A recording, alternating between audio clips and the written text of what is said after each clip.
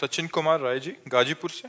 राधे राधे महाराज जी। राधा वल्लभ श्री हरिवंश महाराज जी। महाराज जी, मनुष्य जीवन का लक्ष्य सत्कर्म और भगवान, इन विषयों के बारे में आपके वचनों से ज्ञान हुआ। आपने मेरा जीवन ही परिवर्तित कर दिया। महाराज जी, राष्ट्र प्रहरी होने का क्या भागवतिक लाभ है? ये मतलब आर्मी में महाराज जी, क्योंकि तन मन और प्राण हम राष्ट्र को समर्पित करते हैं। ऐसे में चिंतन भी राष्ट्र हित कार्यों का अभ्यास जैसे होता है। आप भारत की सुरक्षा में हैं और आप शहीद हो जाते हैं, तो जो बड़ी बड़ी यज्ञों का अनुष्ठान करने वाला स्वर्ग जाता है, कोई साधारण पुरुष स्वर्ग नहीं जाता, तो उसको स्वर्ग लोक की प्राप्ति होगी। और यदि आप नाम जप करते हुए और फिर शहीद होते हैं तो आप परम पद के अधिकारी होंगे, भगवान को प्राप्त हो जाएंगे। कुछ नहीं करते हैं, केवल राष्ट्र सेवा में समर्पित है, तो इससे आपको स्वर्ग लोक की प्राप्ति होगी। भगवान ने अर्जुन को कहा, धर्म युद्ध करते हुए यदि तुम मरोगे तो तुम्हें स्वर्ग मिलेगा, अगर जीतोगे तो भूमि का राज्य मिलेगा। और हम कहते हैं अगर बीच में मामुनि स्मर युद्ध च भगवान का स्मरण करते हुए आप पधारे तो सीधे भगवान की प्राप्ति होगी। नारायण पुत्र का नाम रखने से अंतिम समय पुत्र मोह में नारायण पुकारा तो उसे परम पद मिल गया। भगवान के पार्षद आए और यमदूतों से उनका छुटकारा दिला दिया। यदि आप राधा राधा जपोगे, जानबूझ के नारायण नारायण जपोगे, कृष्ण कृष्ण जपोगे, और फिर उसमें कोई माला लेने की थोड़ी जरूरत है। कृष्ण कृष्ण कृष्ण और लिए संग खड़े रक्षा कर रहे हैं। अगर हमारा शरीर पूरा हो जाता है तो हमें भगवान की प्राप्ति होगी। राष्ट्र भक्ति बहुत महान भक्ति है। हम आज भी राष्ट्र भक्तों को प्रणाम करते हैं, नमस्कार करते हैं, उनका स्मरण करते हैं, क्योंकि उन्हीं की वजह से आज हम स्वतंत्र नाम कीर्तन कर सकते हैं, भजन कर सकते हैं। अगर हम परतंत्र होते तो कैसे कर सकते थे? देखो, हमारे देश प्रेमियों ने वंदे मातरम कह के फांसी के फंदे को चूम के जैसे ब्याह का जयमाला ऐसे गले में डाल लिया। मुस्कुराहट उनके मुख से नहीं गई, बहुत त्रास दिया गया, लेकिन हम भारतीय हैं और भारत की रक्षा के लिए अर्पित हैं। तो हमारा शरीर छूटता है तो पवित्र देश स्वर्ग लोक की प्राप्ति होती है। अगर नाम जप करोगे तो भगवान की प्राप्ति होगी, घाटा तो है ही नहीं।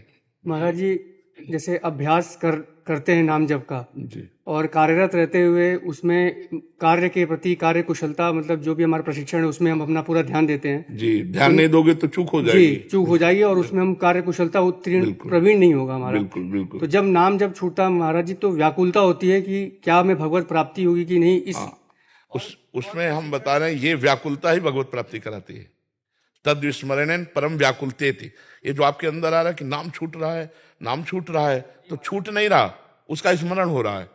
अब सहज स्मरण नहीं हो रहा, अब व्यथापूर्ण स्मरण हो रहा है, क्योंकि हम जिस कार्य में लगे उस कार्य में तन्मयता चाहिए। अगर तन्मयता, एकाग्रता छूटी तो आपका अहित हो सकता है, आप कुशल हमारे राष्ट्र सैनिक नहीं हो सकते हैं। इसलिए हम जो कार्य कर रहे हैं उस कार्य को भगवान की पूजा माने। और जैसे हम 2 घंटे सेवा में रहे कि 2 घंटे हम स्मरण ही नहीं कर पाए, तो 2 घंटे को सीधे भगवान को अर्पित करते हैं। ये भगवान को अर्पित किया हुआ कर्म भगवत प्राप्ति करा देता है। और सेवा कर्म संपूर्ण सृष्टि का ये भगवान की सेवा है। अर्जुन जी कह रहे हैं कि मैं संन्यास लेकर के एकांत में भजन करूंगा, भिक्षा का अन्न मांग कर पाऊंगा, पर युद्ध नहीं करूंगा। युद्ध रूपी कर्तव्य कर्म का त्याग करने की बात अर्जुन जी कहते हैं। भगवान कहते हैं तुम ज्ञानियों जैसी बात करते हो, लेकिन ये ज्ञानी पना नहीं है, ये अज्ञान है। हमारी आज्ञा का पालन करो, उठो, उत्तिष्ठ और युद्ध कर और मेरा स्मरण कर। तो जिस समय हम कोई भी कार्य कर रहे होते हैं तो एकाग्रता एक ही होती है।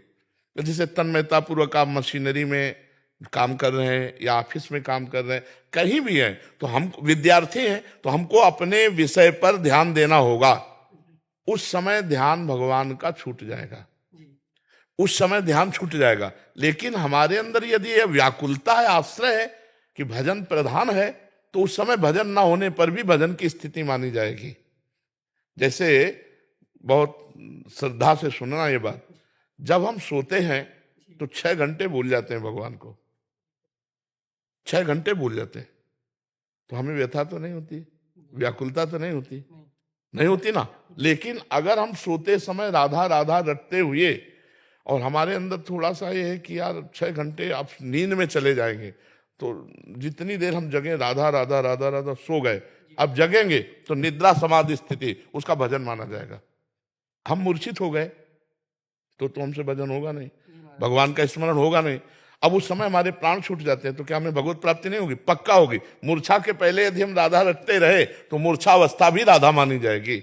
तो आप कार्य में जाने के पहले राधा रट रहे थे, जब कार्य में गए तो 4 घंटे 6 घंटे 10 घंटे आप कार्य में मगन रहे तो आपको भजन ही माना जाएगा।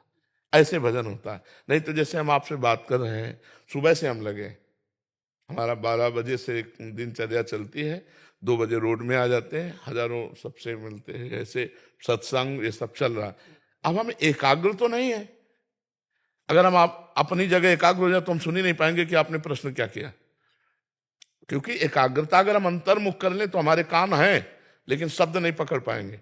अभ्यास होता है ना, जैसे हम अंदर से शांत एकदम घुस जाए अपने अंदर, तो अब तुम बोलते रहो, नगाड़ा बजाते रहो, हमें कोई मतलब नहीं है। तो हम बिल्कुल बाहर है, इस समय बिल्कुल बाहर है कि आप क्या बोल रहे हो, एक एक शब्द पकड़ के उसका उत्तर देना है। लेकिन हम भजन में हैं। हम किसके लिए कर रहे हैं? भगवान के लिए कर रहे हैं। हम आपको भगवान मानकर आपसे बात कर रहे हैं कि मेरे भगवान इस रूप में आए और भगवान की चर्चा कर रहे हैं, तो ये कर्म भगवत अर्थ कर्म हुआ, भगवत समर्पित कर्म हुआ। आप 4 घंटे 8 घंटे कार्य करने के बाद एकांत जहां हो, हे भगवान ये कर्म आपके निमित्त आपको समर्पित, उससे भगवत प्राप्ति हो जाएगी। अपने स्वार्थ के लिए जो पाप कर्म किया जाता है वो दुर्गति कराता है। राष्ट्र के लिए 1000 आदमी को गोली मार दी जाए जो हमारे राष्ट्र की हानि करने वाले हैं, तो पुरस्कार मिलेगा और आपको भगवत प्राप्ति होगी। समझ रहे ना? बहुत जोर का काम है, आपका कोई कमजोर काम नहीं। हम और दुपट्टा उड़ावे चाहना ना, राष्ट्र सैनिकों को जरूर आदर करते हैं। संत और सैनिक ये दोनों हमारे लिए समान और बंधनीय है, क्योंकि कहीं भी लगा दो, कहीं भी लगा दो, भोजन की शरीर सुख की कोई परवाह नहीं, लगे हुए हैं। अब एक क्षण में शरीर छूट सकता है, कहाँ कौन विरोधी छुपा हुआ है, कहाँ कौन आक्रमण कर दे। तो इसलिए हम प्रणाम करते हैं अपने भारत के सैनिकों को, और ये हमारे वचन सुन लें, क्योंकि बहुत लोग सुनते हैं, बहुत से शिष्य भी हैं।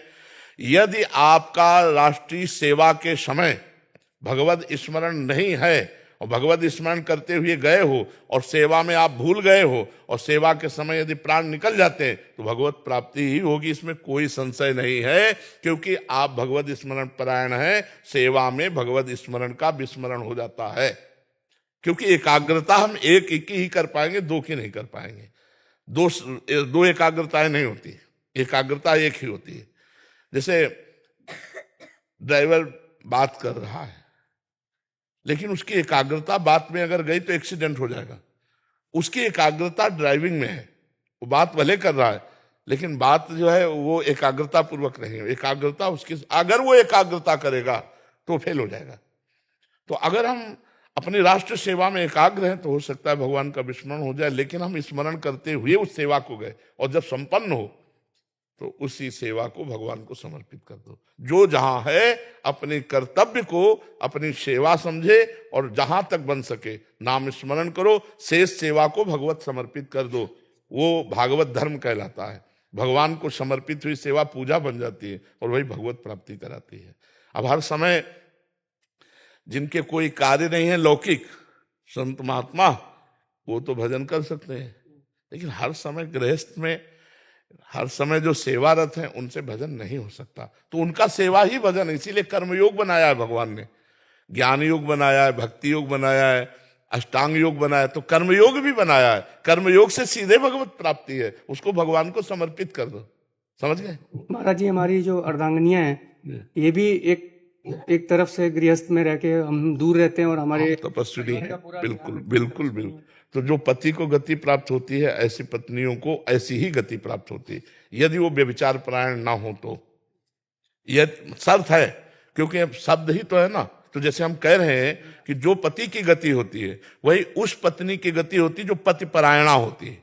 अगर वो पर पुरुष रति करती है तो उसकी दुर्गति होगी, वो पति परायणा नहीं मानी जाएगी, वो पति की सदगति के साथ नहीं जाएगी।